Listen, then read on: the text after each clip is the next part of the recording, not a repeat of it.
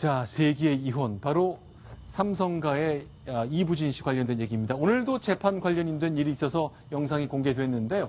오늘 어디죠, 여기가? 네, 이곳이 수원지법 가정법원입니다. 오늘 이 영상인데요. 이 항소심 두 번째 변론 준비 기일이 열렸습니다. 보통 이 변론 준비 기일은요, 이 변호인들만 출석을 하는 경우도 많은데요. 오늘은 이 임고문이 직접 출석을 했습니다.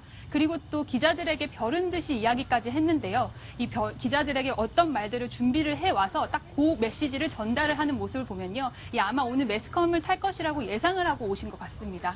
일단 1심 판결은 관할권에 문제가 있었다고 얘기했거든요. 네, 맞습니다. 그래서 무효다 이런 주장을 폈습니다. 그러나 올 초죠. 2월 달에 재판할 때는요. 여러 가지 생각이 따로 있었겠습니다만 지금 상황은 좀 거리가 있었던 생각을 밝힌 바가 있습니다. 올 2월 아주 오래전 일로 돌아가 보겠습니다. 가정과 아이를 지키고 싶습니다. 항소심에서는 사실에 입각한 판결이 날 수 있도록 최선을 다하겠습니다. 재산 분할권 계획은 어떻게 되세요? 가정을 지키고 싶기 때문에 그 부분에 대해서는 전혀 생각지 않고 있습니다. 자, 그렇습니다. 자, 김일은 기자, 1월 달부터 이제 상황이 조금 흐르면서 오늘 1심은 무효라 이렇게 주장하게 이른 거군요. 네, 맞습니다. 임고문은요, 처음부터 이 이혼에 대해서 원치 않는다, 이혼은 무효다 이렇게 주장을 했습니다. 네. 1심이 났을 때도요, 가정을 지키겠다, 이혼을 원치 않는다라고 강하게 주장을 했고요. 그런데 지난 6월에 이 재산 1조 2천억 원을 분할하자, 그리고 네. 위자료 1,000만 원을 내놓아라 이렇게 청구 소송을 했는데요. 이 사상 최고 액수의 재산 분할 소송을 내긴 했는데 이게 진짜 재산을 위한 것인지 아니면 이혼에 대해 문제 제기를 위한 것인지에 대한 논란이 있었고요. 그런데 올 7월부터는 새로운 이슈를 제공을 했는데 이 관할권에 대해서 문제를 제기를 한 겁니다. 이 우리의 소송이 수원지법에서 있었던 것은 관할권 차원에서 문제가 있었기 때문에 1심은 무효다라는 주장을 한 거고요. 아, 그러면 1심 재판한 곳이 위치가 잘못돼서 관할권이 문제가 있으면 아예 재판 자체가 무효가 될 수 있는 건가요? 1심은 수원지법 성남지원이었죠. 네. 예, 성남지원이었고 이 관할이라는 건 두 종류가 있어요. 임의관할과 전속관할이 있는데 전속관할 위배되면 무효가 됩니다. 네. 그런데 임의관할은 그 위배하더라도 뭐 재판 결과는 영향이 없고요. 그런데 지금 이무재 고문 쪽에서 네. 왜 1심에 그것도 재판이 상당히 진행됐거든요. 네. 한 번도 관할 위반 주장을 하지 않다가 네. 왜 갑자기 수원지법에 와서 이렇게 주장을 할까?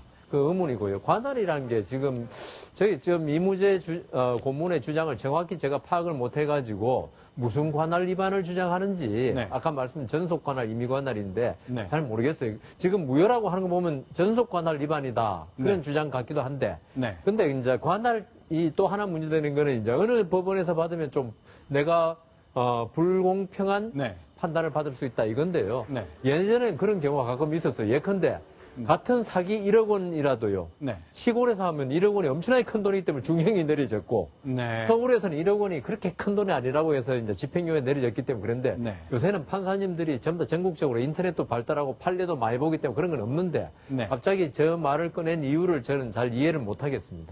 어쨌건 시간이 흘렀고 저 긴 옷을 입고 털코트를 입었던 올 2월까지만 해도 나는 재산 분할에 관심 없다고 얘기했습니다만 상황이 좀 달라졌습니다. 네, 맞습니다. 김유린 기자, 일단 이부진 사장은 의견을 좀 냈습니까? 네, 오늘 이부진 사장은 출석은 하지 않았는데요. 이 네. 변호인이 대신 출석을 했습니다. 그래서 이부진 사장을 대신해서 법정에 나왔는데요. 이 기자들에게 특별한 대답을 내놓진 않았지만 지난달에 이 의견서를 냈습니다. 가사소송법에 따라서 이 적절하게 1심이 진행이 됐기 때문에 이혼에 대한 소송은 틀림이 없다, 문제가 없다라는 입장입니다. 자, 그럼 재판과 관련된 거 한 가지 좀 더 보겠습니다. 홈플러스라고 우리가 많이 이용하는 그런 그 슈퍼마켓 있잖아요. 근데 이제 경품을 했거든요. 그런데 개인정보를 보험회사에 팔았다. 그러나 이게 무죄가 났다는데요. 정리 좀 해보겠습니다. 네, 지금 그 무죄가 났다가 다시 이제 문제가 되어서 다시 그걸 바로잡은 판결이 나온 건데요. 네. 뭐 이게 워낙 유명한 사건이어서 그때 많은 소비자분들이 붕괴를 하셨던 사건입니다. 네. 저렇게 홈플러스에 가면 우리 그 쇼핑을 하고 나면 뭐 금액별로 해서 몇만 원 이상이 되면 저렇게 뭐 고급 승용차를 줍니다. 뭐 네. 그렇게 하면서 뭐 적게 하거든. 네, 적게 합니다. 그렇게 적게 하려고 하면서 전화번호하고 이름 같은 걸 막 적게 하는데 무려 2,400만 건이나 되는 그렇게 수집한 자료들을 물론 네. 자기네들이 갖고 있던 회원 정보도 포함이 되어 있습니다만 네. 231억 그걸 받고 보험사에 판 겁니다. 보험사는 이름하고 전화번호로 이제 영업을 하는 거고요. 당연히. 자, 그러니까 홈플러스는 이제 고객들이 올 때 경품을 주면서 회원 정보를 쭉 모았는데 네. 2,400만 건이나 되나요? 아마 다 쇼핑을 갔다기보다는 남편 것도 적고 아이 것도 적고 뭐 그렇게 하신 것 같아요. 그래야 좀 확률이 높아질 테니까. 네, 그래서 이렇게 모았는데 건당 뭐 1,800원이라고요? 네, 그 정도 되는 금액이고요. 사실 보험사들이나 뭐 여러 가지 영업하는 쪽에서는 개인들의 그런 전화번호 이름을 알기 위해서 상당히 그런 금액들을 많이 내고 있죠. 뭐 요즘은 저기 뭐죠? 유명 커피점에 커피를 걸고서 그런 걸 모집하기도 하고요. 그렇게 하고 있습니다. 그런데 여기 약관이 있다면서요. 그런데 너무 글씨가 작기 때문에 소비자 입장에서는 아니 이거 어떻게 읽으란 말이냐 화가 날 법한데 법원에서는 1심, 2심 다 무죄를 냈습니다. 홈플러스가 잘못 없다는 거잖아요. 네, 네, 맞습니다. 이유가 굉장히 궁금합니다. 맞습니다. 그러니까 응모권에 글씨가 쓰여져 있었다는 겁니다. 네. 그건 그렇게 개인정보 뭐 행사 상관이 없고 이걸 이용을 해서 다른 개인정보에 활용할 수 있는 걸 동의를 하는 겁니다. 그런 취지를 적어 나왔다는 건데요. 네.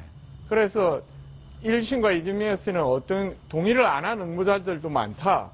그러니까 충분히 읽었던 걸로 보인다라고 짐작을 해서 그 작은 글씨를 문제를 삼지 않겠다는 취지로 해서 판결을 내니까 네. 그 뒤에 이제 시민단체들은 재판부에 항의 서한을 보내면서 네. 1mm 크기로 된 글자로 찍어서 지금 저렇게 조그만하게 보이는 것들이 이제 글씨들인데 시청자 여러분들께서 잘 뭐 판별하실 수 있을는지 모르겠습니다. 아마 굉장히 읽기가 힘든 그런 글자들인데요. 자, 이런 생년월일을 적는 칸만 해도 5mm에 해당하는 크기인데요. 네. 그렇게 저렇게 지금 경품 당첨 시 본인 확인해서 생년기를 받고 있습니다. 안내는 또 3mm.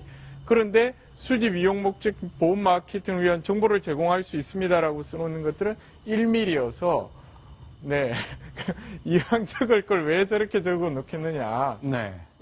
속이려는 의도가 없다면 왜 저러는 그게 안 생기냐는 게 이제 일반인들의 상식일 수밖에 없는 상황인 거죠. 그러니까 법원에서는 판단이 이제 기망이라는 건 남을 속이고 네. 또 거기에 속아야지 기망이 되거든요. 네. 근데 이제 첫 번째 그 고지를 했다는 거죠. 네. 이 당신이 제공한 정보는 회사의 어떤 목적으로 이용될 수 있다. 네. 그러니까 아까 1mm지만 고지는 있었다. 그다음 두 번째. 그다음 소비자들이 읽고 동의를 해줬다. 네. 그러니까 동의 없이 한 거 아니다. 네. 그러니까 그 두 가지 점에서 지금 1, 2심에서 이 부분이 이렇기 때문에 기망이 없었다. 그리고 피해자가 속지 않았다. 이렇게 해가지고 지금 무죄가 나온 거죠. 다른 회사, 다음 보험 서비스나 다른 회사의 증권 펀드 살 때 전부 다 대체로 위험한 경고는 1mm다 하니까. 그래서 이거는요, 네. 우리나라만의 문제가 아니고요. 네. 미국에도 항상 이렇게 합니다. 그래서 미국에서는 파인 프린트라고 그러지 않습니까? 네. 파인하기 좋다는 뜻은 아니고 아주 작은 미세하다는 글씨로. 얘기죠. 그래서 이 장사하는 사람들의 어떤 그 상업적인 어떤 마케팅이죠. 저걸 그러니까 우리가 아파트 광고할 때 있죠. 네. 뭐 여기에서 몇 분 거리 이런 거 있지 않습니까? 네. 여기 사기냐 아니냐 이게 대법원까지 가서 많이 문제됐는데 그거는 장사하는 사람들의 통상적인 수법이다 해서 그런 걸 무죄 난 경우가 많거든요. 네. 그러니까 어떤 우리 소비자로서는 약간 억울한 면이 있지만은 네. 이 장사하는 사람은 그렇게 하는 것이다. 이게 네. 법원의 태도인 것 같아요. 근데 이제 저런 회원 정보들이 사실 이제 대부분 판결은 그렇게 나오고 있어서 법적으로는 이제 여상원 변호사님 말씀대로 그렇지만 네. 뭐 법의 판결은 아니더라도 일반 소비자들은 저런 것들에 대해서 또 소비자로서의 이제 행동할 수 있는 방법들이 여러 가지가 있는 거고 최근에는 또 저런 뭐 동의 여부와 상관없이 관리 소홀로 인해서 아니면 의도를 했던 롯데홈쇼핑 같은 경우에도 최근에 방통위로부터 다시 저런 똑같은 이유로 회원 정보를 동의를 받지 않고 팔아넘겼다고 그래서 또 그렇죠. 1억 8천만 원 과징금을 받고 그랬습니다. 자, 판사님은 이 글씨가 정말 보이십니까? 라면서 소비자들이 법원에 이제 편지를 썼군요. 그래서 아주 작은 글씨를 썼어요. 그러니까 제가 볼 때는 저게 도덕적으로는 분명히 문제가 있어요. 네. 그러니까 기망은 아니지만은 소비자들을 현혹시키려는 면은 분명히 있는데 네. 우리가 법원에서 판단할 때 도덕적으로 나쁘다고 해가지고 전부 다 처벌받는 건 아니거든요. 네. 그래서 아마 도덕과 법률의 경계선상에 있는 사건이 아닌가 네. 그렇게 보입니다. 그러니까 홈플러스도 아마 이렇게 했을 때 문제가 될지를 다 법률적 조언을 다 듣고 했겠죠. 그렇죠. 사내 변호사나 뭐 이렇게 자문을 받았을 겁니다. 자, 이제 앞으로 뭐 꼼꼼히 읽지 않으면은 내 거 정보가 1,800원에 보험사에 팔려가지고 낯선 전화 많이 받지 않습니까? 그러니까 결국 저도 뭐 하루에도 몇 통씩 받거든요. 휴대전화 바꾸겠느냐, 보험 가입하겠느냐, 돈 대출 받겠느냐, 전화 계속 와서 공회 수준인데 제가 언젠가 했을지 모를 그 체크 때문에 결국 저한테 걸려온 전화라고 봐야 되겠네요. 그러니까 김승현 앵커님도 공짜를 좋아하시면 안 됩니다. 알겠습니다. 당첨된 적은 한 번도 없었습니다.